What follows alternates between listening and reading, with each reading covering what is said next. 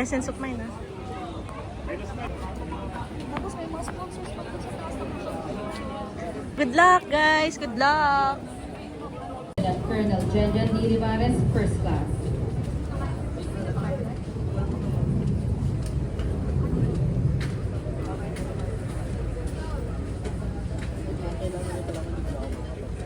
See the battalion adjutant taking her post.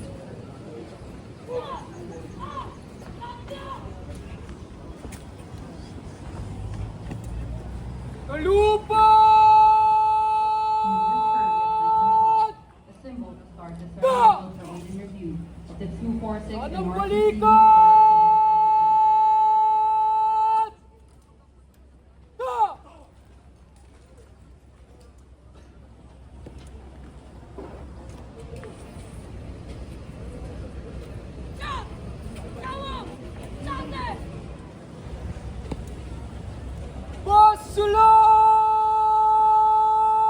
Pasulong!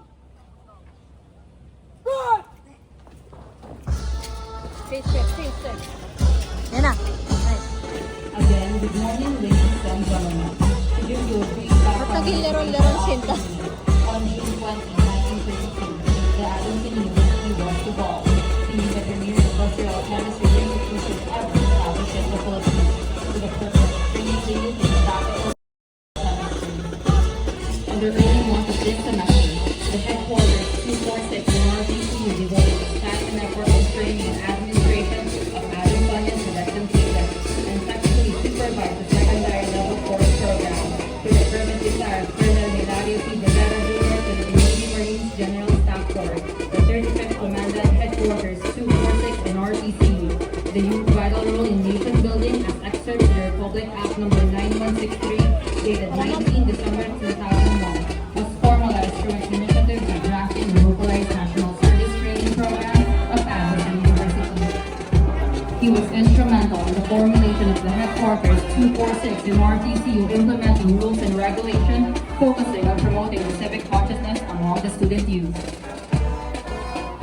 The vitalization of his IRR had opened headquarters 246 and services and replaced most of the unwritten traditions that caused share by the unit through the years, and some degree on the value of citizenship, service to the nation, individual responsibility, and sense of accomplishment. Ladies and gentlemen, you are now witnessing the entrance of the Corps of Cadet Officers of the 246 Naval Reserve Officer Training Corps Unit of Adamson University School Year 2024 to 2025.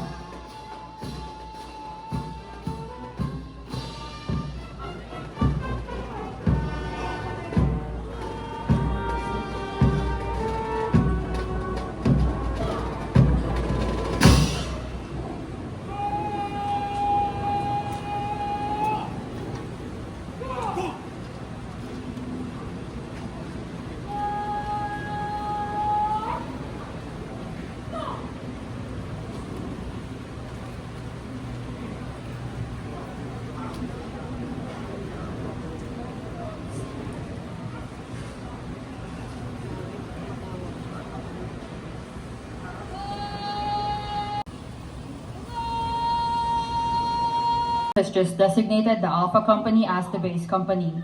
In a brisk manner called the Adjutant's Trot, the battalion adjutant positions herself midway between the line of the troops and the battalion commander and staff.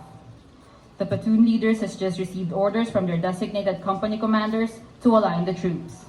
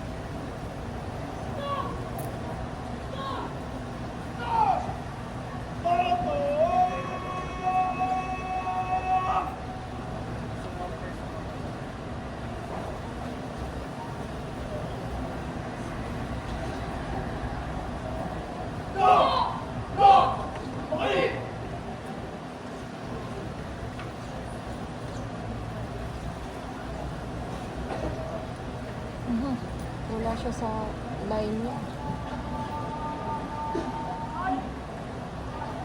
The battalion adjutant has just ordered the guides to take their post.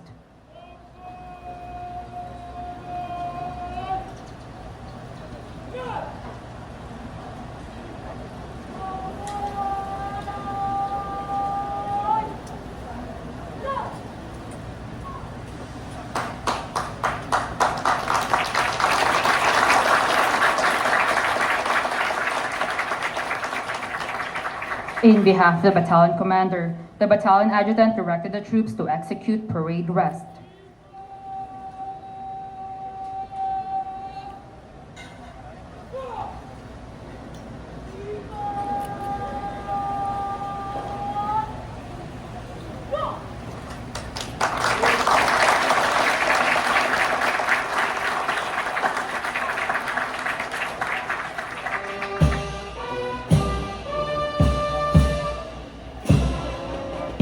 The 246 Naval Reserve Officer Training Corps Unit was established on 16 April 1949, making it the third Reserve Officer Training Corps Unit established throughout the country, after the University of the Philippines and the University of Santo Tomas. Its first commandant was then Lieutenant Ismael Lumibao, Philippine Navy. The activation of this unit was maintained under the authority of Section 35 and 38 of the National Defense Act, as amended and pertinent provisions of Executive Order No. 378, Series of 1950. In consonance with Executive Order 207, dated June 1939, educational institutions shall include the course of military instruction as a compulsory portion of their curriculum for the physically fit citizen of the undergraduate. Historically, Adamson University has a proud naval tradition, which was conspicuously active in founding the university.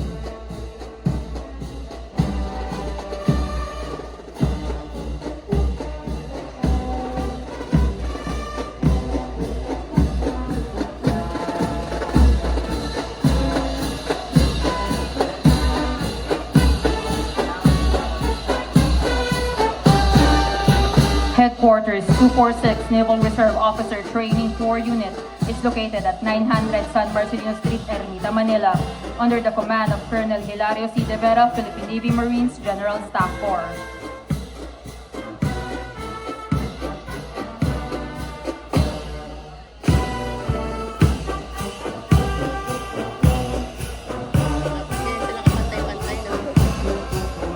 Ganda naman. Ang lalaki din ng step mo. Hindi talaga hapon.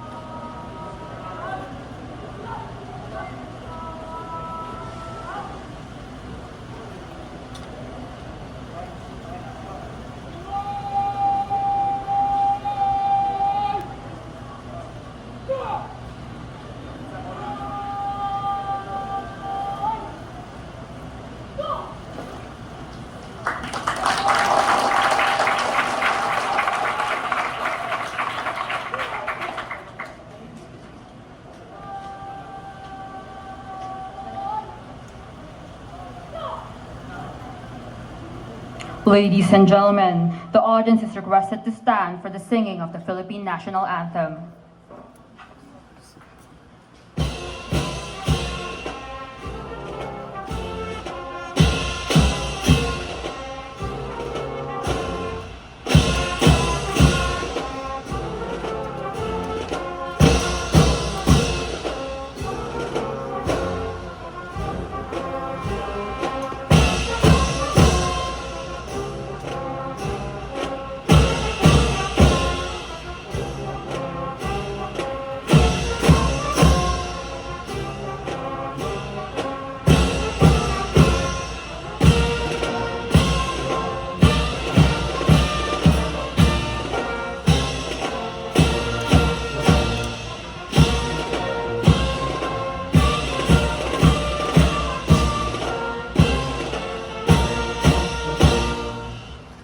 Thank you. Please be seated.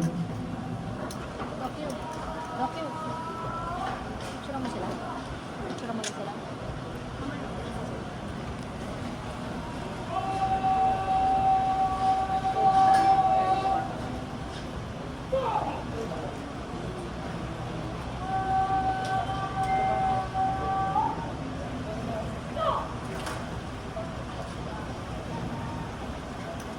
The battalion adjutant will now present the unit to the battalion commander.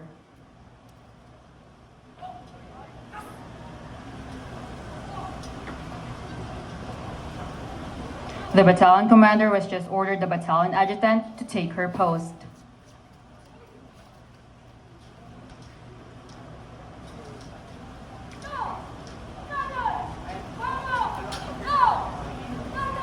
The battalion commander will now give a series of manual of arms to exhibit the proficiency of the troops, starting with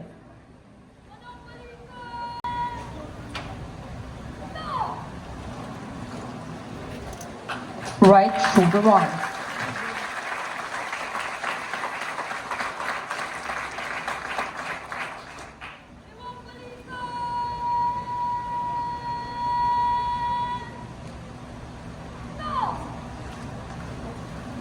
left shoulder arms,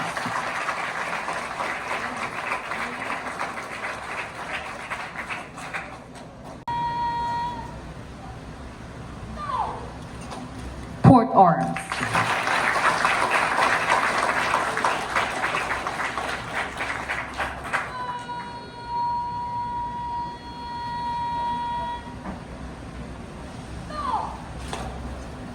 order arms,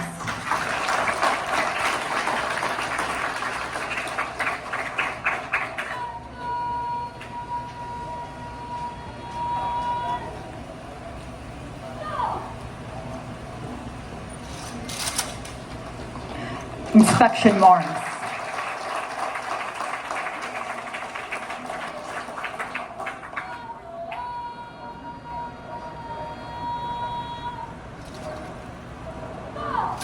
port arms, and finally,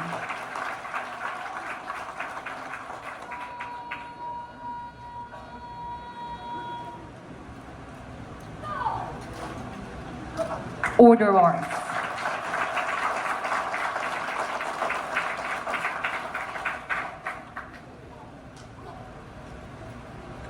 The battalion commander was just directed the battalion adjutant to receive reports.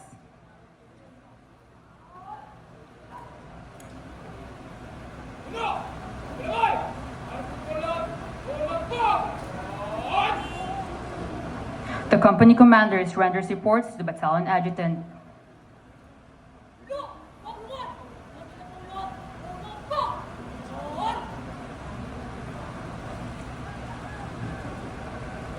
In the same way, the battalion adjutant renders reports to the battalion commander that all troops are present and accounted for.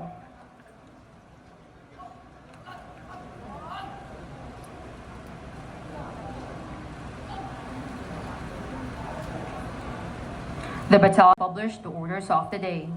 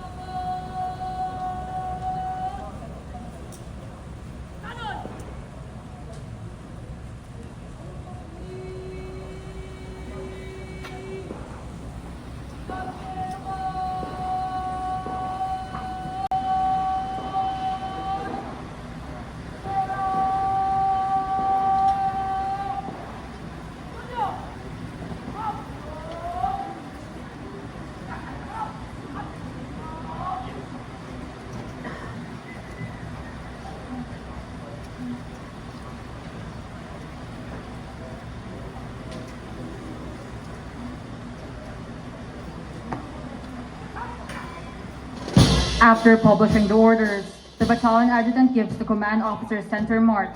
She then proceeds to her position with the battalion staff as cadet officers from their positions march forward to receive instructions from the battalion commander. Ladies and gentlemen, approaching the stage is the Corps of Cadet Officers of the 246 NROTC Unit, Adamson University. Let's give them a warm round of applause.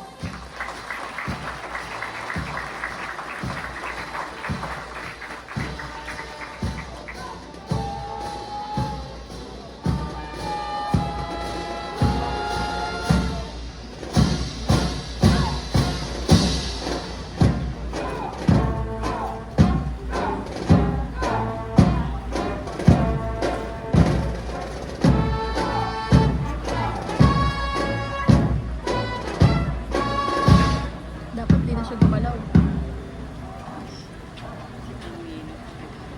Dapat di na siya gumalaw eh.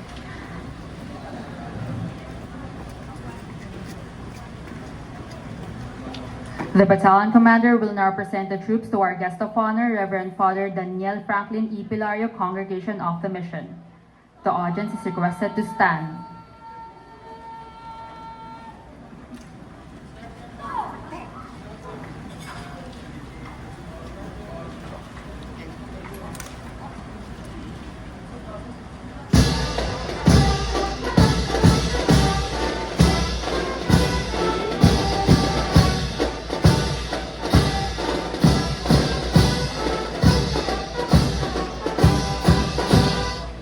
Thank you. Please be seated.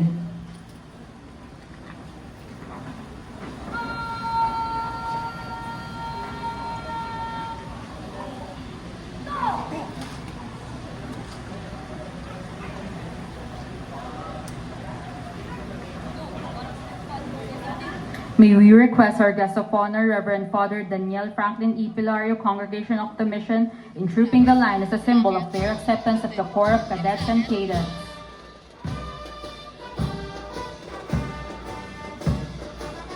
Father Daniel Franklin E. Pilario, CM, is the 7th President and 3rd Alumnus President of Adamson University. He is a member of the Congregation of the Mission in the Philippines and a theologian by profession.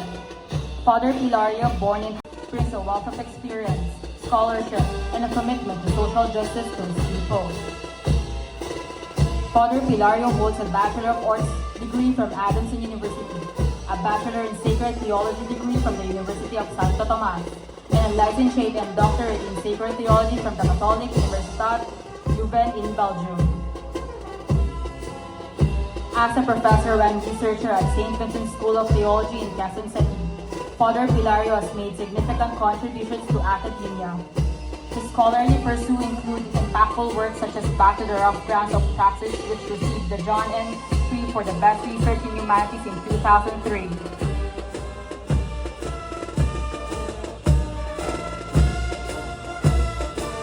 Additionally, he has demonstrated editorial leadership, contributing to the board of prestigious theological and philosophical journals.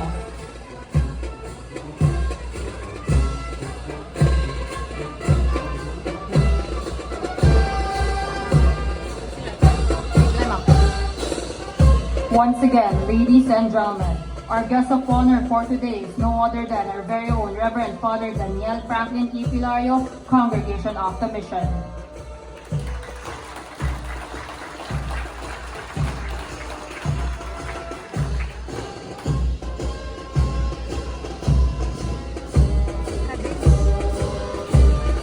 Wala nang kadel si Ribaran. Hindi na nag-change that. Boom.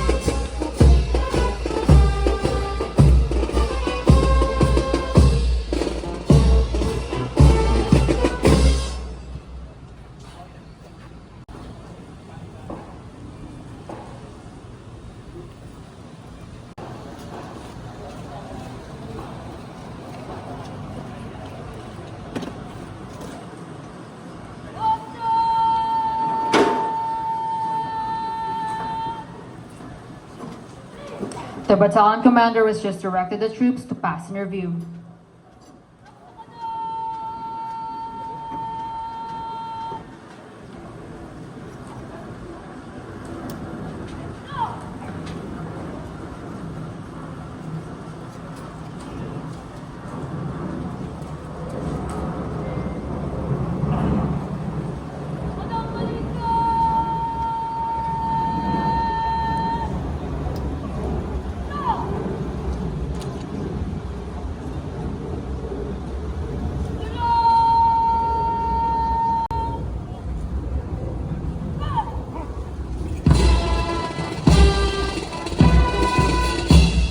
The headquarters 246 in RTCU is manned by 2 officers and assisted by 5 hardworking enlisted personnel and 7 graduate military assistants as augmentation to the regular training staff to facilitate the conduct of training and development of cadets and cadets of Adamson University. It is also manned by 6 first class advanced cadets, 5 second class advanced cadets, and 5 fourth class cadets. Ladies and gentlemen, you are now witnessing the 246 in RTCU after review, led by Cadet Colonel Brendan Inibanez, First Class Corps Commander, Cadet Lieutenant Colonel Lakini Joy Katipuan, First Class Vice Corps Commander, Cadet Lieutenant Colonel Kirijo Aquiles, First Class Corps Adjutant, Cadet Lieutenant Colonel Dodi Liram Piotera, First Class Corps Operations Training, Cadet Lieutenant Colonel Paloma May Obersel, First Class Corps Financial Logistics, Cadet Lieutenant Colonel Kenan Alat, First Class Corps Captain Program. Approaching the stage is the Marine Drum and Bubble Team under the baton of Technical Sergeant Erwin D. Andalon, Philippine Navy Marines. Cadet Captain John L. P. Pergino, 2nd Class Alpha Company Commander. Cadet 2nd Lieutenant Cheska Bianca P. Corpus, 4th Class Executive Officer. Cadet Captain Julia Margaret S. Nacino, 2nd Class Alpha 1st Platoon Leader. Cadet Captain Angela Frances R. Pasiona, 2nd Class Alpha 2nd Platoon Leader. May we request everyone to please rise for the passing of colors.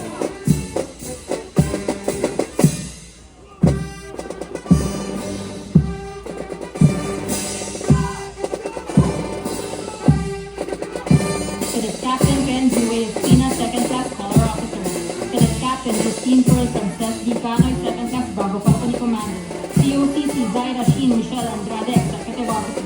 Cadet 2nd Lieutenant McDonald M. De Castro, 4th Class Bravo 1st Platoon Leader. Cadet 2nd Lieutenant Estadelio V. Palomino, 4th Class Bravo 2nd Platoon Leader.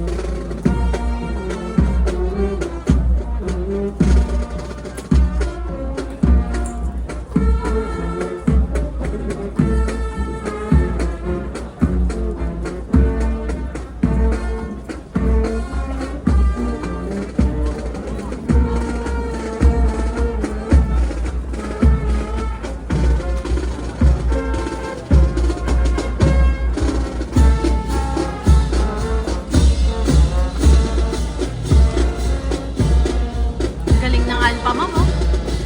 Sana all. Please, watch, please. Mabuti naman. Sa Bravo ko wala eh. Ay, ayun oh. Kitang-kita. Ganda.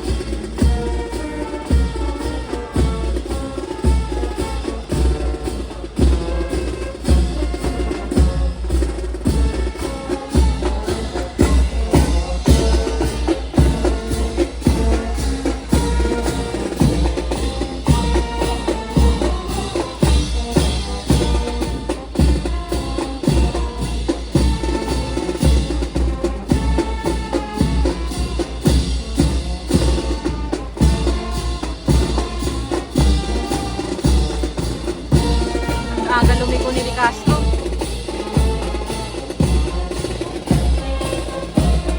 Picture daw.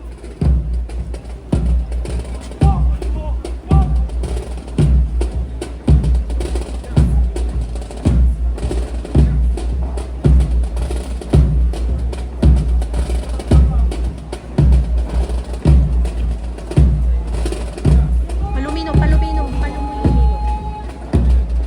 Hindi tumitingin si Palomino eh.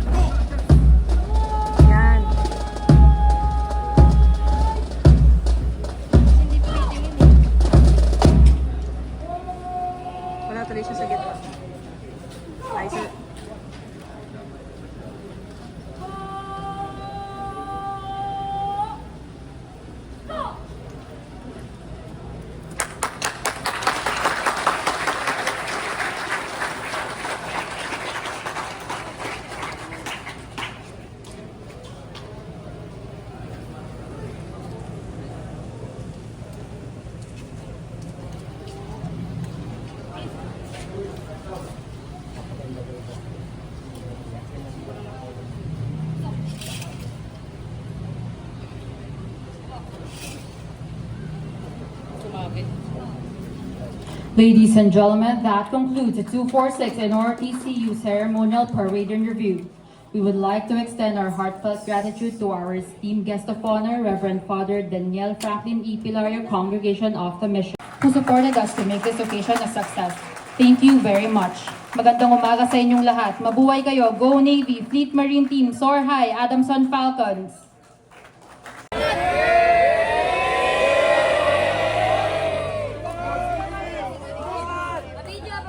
Mamay, ma'am. 246!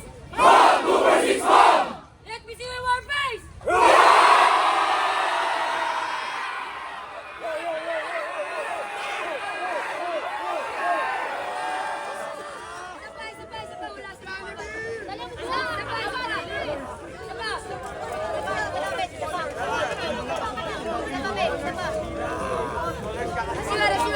Mamay, ma'am. 246! Mom! 246, Mom!